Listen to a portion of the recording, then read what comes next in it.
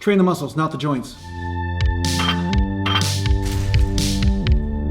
Welcome back to Natural Gallant Bodybuilding, and today I want to talk to you a little bit about bicep curls. Now I had a few interesting comments put up based on the last video I put up, and that was about should you deviate from form from time to time, or should you be strict or not, and you know, that kind of thing. So if you haven't watched that video, take a look. It was a great video. I thought it was like one of my best. So the thing is, what was actually brought up in the comment section was that some people are doing arm curls differently. Some people are keeping their elbows back. Some guys are saying when they're doing barbell curls, they want to touch their forehead with the bar, almost like they want to bring their arms forward, and they find they get a lot more bicep contraction because the bicep helps with anterior lifting the arms. Now, to a point, this is true.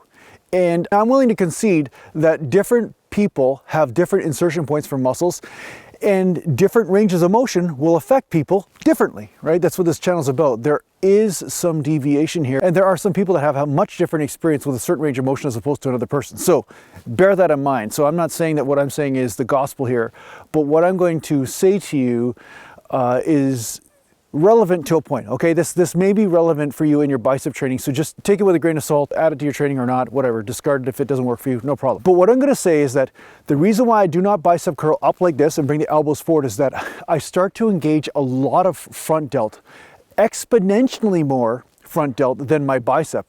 And I noticed a long time ago that when I did this, sometimes I can get a contraction with the biceps, but I found with heavier weight, like especially like super heavyweight, I couldn't actually bring the barbell up like that because my front delts were just not strong enough to help with that whole lift.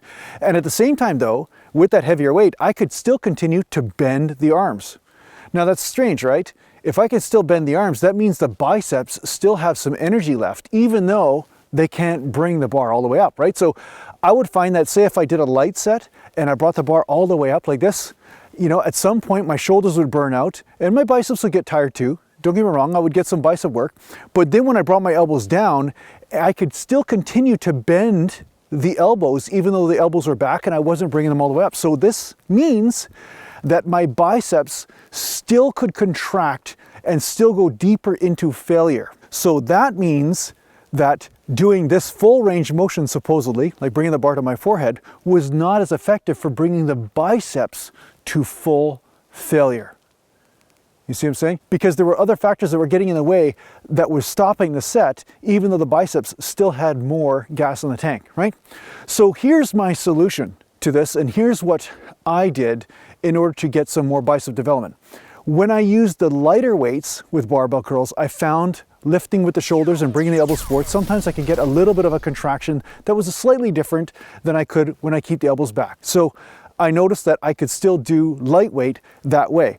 But when I used heavier weights, weights that were too heavy for me to get the weight up like this, I would find that I could still do some really, really awesome sets and get some great bicep development by keeping those elbows back. And at the same time, it was a little bit easier on the bicep tendons, right? I find it was safer on the bicep tendons to keep those elbows at the side or the elbows back when I'm doing super heavy weight. So for those reasons, I found my biceps at their best were 18 3/4 around, which is pretty big for a guy that's 5'8" and lean. I'm talking about when I was in contest shape, that's what they're at.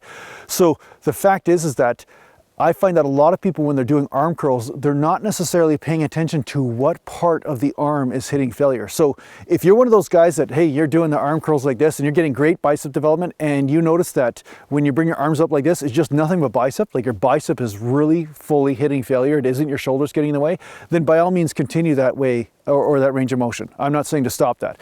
But if you're noticing that your delts or your shoulders are actually hitting failure long before your biceps are, and you still have plenty of gas in the tank to keep contracting or keep bending that elbow when you bring your elbows down, that means your biceps might benefit from not necessarily doing that range, but keeping the elbows back or a little bit more at your sides. This is some serious logical stuff going on here, all right? So I hope that helps you out.